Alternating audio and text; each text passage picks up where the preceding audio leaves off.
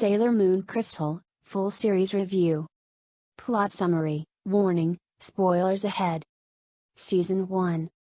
This season consists of 14 episodes, and is called the Dark Kingdom arc. Usagi Tsukino, a middle school girl, saves a magical black cat named Luna one day. She discovers that Luna can talk, but that's not the weirdest thing. Luna tells Usagi that she has the power to become a magical girl, Sailor Moon, and fight evil by yelling, "Moon Prism Power Makeup." What? And then it gets weird. When a boy gets involved, Mamoru. It is later revealed that Mamoru assumes the identity of Tuxedo Mask, a masked vigilante, who is looking for the legendary silver crystal. It is eventually revealed that Sailor Moon and Tuxedo Mask were Prince Serenity of the Moon Kingdom and Prince Endymion of Earth in the distant past, and they had been lovers. This arc is about Sailor Moon discovering who she is and learning how to use her powers. She also meets her new friends, allies, who become other Sailor Scouts, each with planet, elemental powers. The big bad of this arc is technically Queen Medalia, but she doesn't do very much until closer to the end. Under her is Queen Beryl, a woman scorned who had once loved Endymion, and under her are minions she sends to do most of the fighting. Because what's the fun of being queen if you have to work hard? Season 2.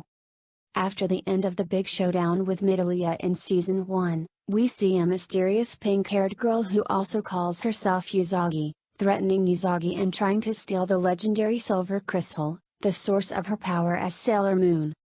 The little girl? She is really hundreds of years old. And she's Sailor Moon's daughter from the future. She wanted to go back in time and meet her mom when she was doing heroic Sailor Scout stuff on Earth. They call her Chibiusa or Little Usagi and she becomes one of the gang. The new bad guys on the block are called the Black Moon Clan.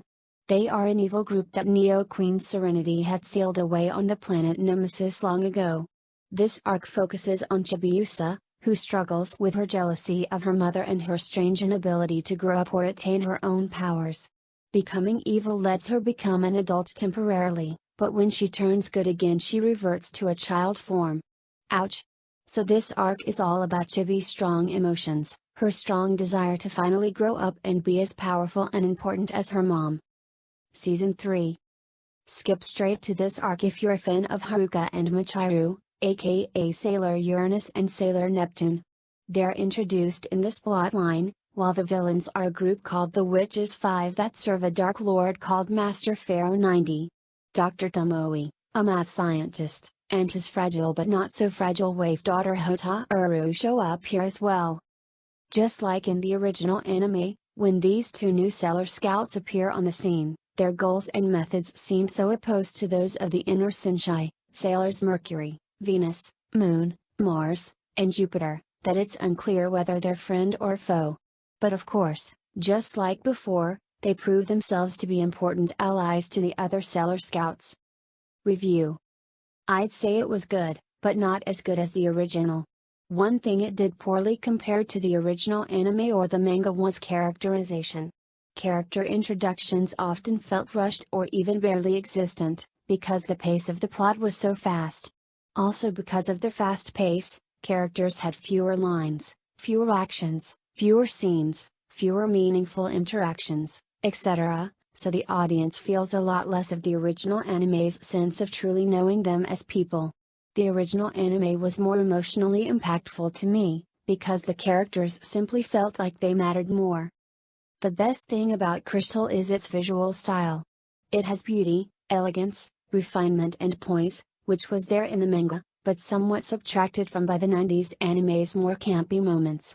I would say the main difference here is this: the 90s anime is about an ordinary schoolgirl who saves the world and becomes a princess.